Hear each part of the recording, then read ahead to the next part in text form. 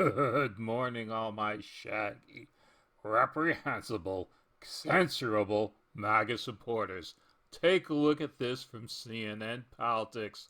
House Democrats consider mid next week for possible vote on Trump's second impeachment. Before she thought of this delusional woman went to Vice President Mike Pence and tried to get him to invoke the 25th Amendment.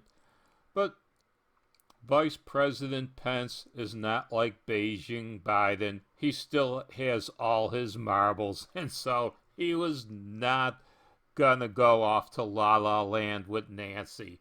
Let's take a look at the paragraph that really speaks to this. While there were some dissenters concerned that the move could be perceived as an overreach. Yes, some in Nancy's own party thought she was going too far, and it even tells you why. And turn off Trump supporters in their districts. Yes, it's not that these representatives themselves thought that it was overreaching.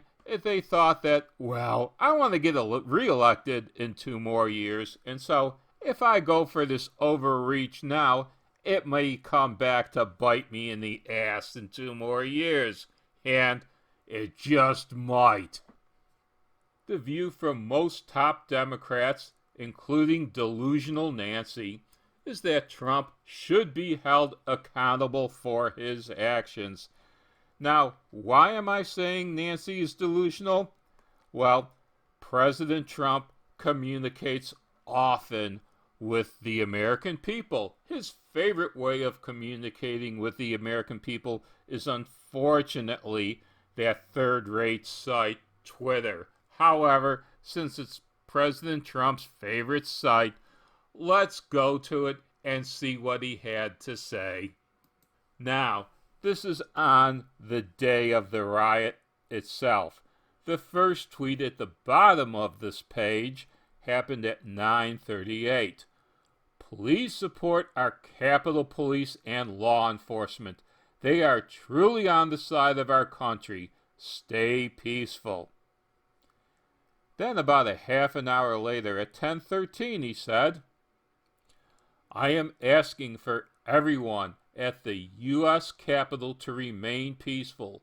No violence. Remember, we are the party of law and order. Respect the law and our great men and women in blue. Thank you. Now again, this is 10:13, hours before the riot kicked off. The next two tweets, well, Twitter has blocked them. We don't know when he tweeted them. We don't know what he said. All we know for sure is that Twitter doesn't want us to know what the president said. Now, let's hear what the president had to say about that riot. I would like to begin by addressing the heinous attack on the United States Capitol. Like all Americans, I am outraged by the violence, lawlessness, and mayhem. I immediately deployed the National Guard and federal law enforcement to secure the building and expel the intruders. America is and must always be a nation of law and order. The demonstrators who infiltrated the Capitol have defiled the seat of American democracy. To those who engaged in the acts of violence and destruction, you do not represent our country. And to those who broke the law, you will pay. We have just been through an intense election and emotions are high, but now tempers must be cooled and calm restored. We must get on with the business of America. My campaign vigorously pursued every legal avenue to contest the election results. My only goal was to ensure the integrity of the vote. In so doing, I was fighting to defend American democracy. I continue to strongly believe that we must reform our election laws to verify the identity and eligibility of all voters, and to ensure faith and confidence in all future elections. Now Congress has certified the results. A new administration will be inaugurated on January 20th. My focus now turns to ensuring a smooth, orderly, and seamless transition of power. This moment calls for healing and reconciliation.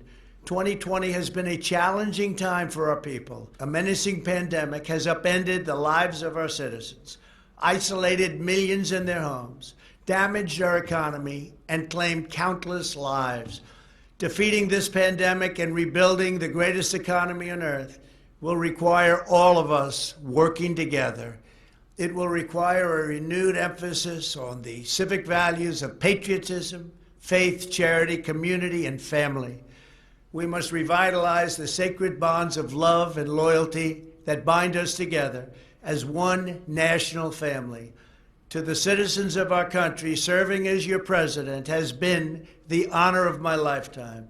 And to all of my wonderful supporters, I know you are disappointed, but I also want you to know that our incredible journey is only just beginning. Thank you, God bless you, and God bless America. You know, I could not add to or improve on a single thing that President Trump has said. Thank you, Mr. President, for sacrificing 4 of what could have been fine retirement years out golfing, making America great again.